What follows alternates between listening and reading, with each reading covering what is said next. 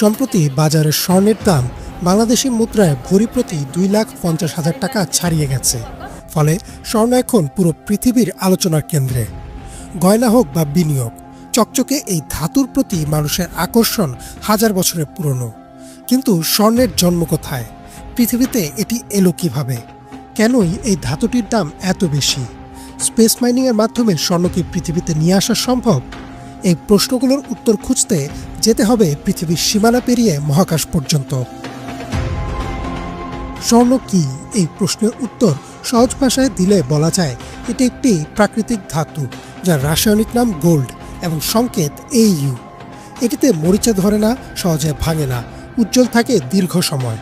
ধারণা করা হয় এই বৈশিষ্ট্যগুলোর কারণেই প্রাচীন সভ্যতা থেকে আধুনিক যুগ পর্যন্ত স্বর্ণকে সম্পদ, ক্ষমতা ও নিরাপত্তার প্রতীক হিসেবে দেখা হয়। আশ্চর্যের বিষয় হলো, স্বর্ণের জন্ম পৃথিবীতে হয়নি। বিজ্ঞানীরা বলছেন পৃথিবীর ভেতরের চাপ বা তাপ দিয়ে সোনা তৈরি করা সম্ভব নয়। ব্রিটানিকাতে প্রকাশিত একটি ব্যাখ্যা অনুযায়ী স্বর্ণের মতো ভারী মৌল তৈরি হয় মহাকাশে অত্যন্ত ভয়ঙ্কর ও শক্তিশালী মহাজাগতিক ঘটনায়, বিশেষ করে নিউট্রন তারার সংঘর্ষ বা সুপারনোভার বিস্ফোরণে।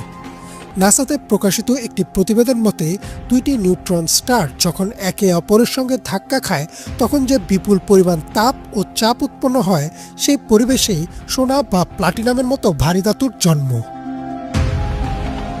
মহাজাগতিক বিস্ফোরণের সময় তৈরি হওয়া সোনা ধূলিকণার মতো ছড়িয়ে পড়ে মহাকাশে।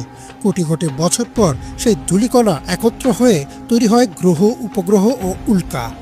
বিজ্ঞানীদের ধারণা, পৃথিবীর জন্মের সময় উল্কার মাধ্যমে এই ধাতুটি ভূপৃষ্ঠে আসে। নাসা এবং অ্যাপমেক্সে প্রকাশিত বিভিন্ন গবেষণায় বলা হয়েছে, পৃথিবীর ভূত্বকের স্বর্ণের বড় একটি অংশ এসেছে প্রাচীন উল্কাপাত থেকে। বিজ্ঞানীরা মনে করেন পৃথিবীর গঠনের শুরুর দিকে অধিকাংশ স্বর্ণ গলিত অবস্থায় কেন্দ্রের দিকে চলে গেছে, ফলে আমাদের নাগালে আছে মাত্র অল্প অংশ। ব্রিটানিকাতে প্রকাশিত তথ্য অনুযায়ী পৃথিবীতে এখন পর্যন্ত মানুষ মাত্র প্রায় 2 লাখ টনের মতো স্বর্ণ উত্তোলন করেছে, যা পৃথিবীতে থাকা মোট স্বর্ণের ছোট্ট একটি অংশ। এমন পরিস্থিতিতে অনেকেই প্রশ্ন করতে পারেন, বিজ্ঞান এত এগিয়েছে, তাহলে কি ল্যাবে স্বর্ণ বানানো যায় না? তাত্ত্বিকভাবে সম্ভব হলেও বাস্তবে তা প্রায় অসম্ভবের কাছাকাছি।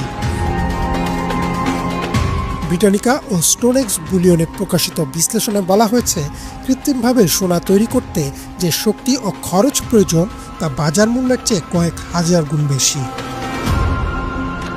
বিজ্ঞানীদের ধারণা, সূর্য ও গ্রহগুলোর ভেতরে বিপুল পরিমাণ স্বর্ণ রয়েছে,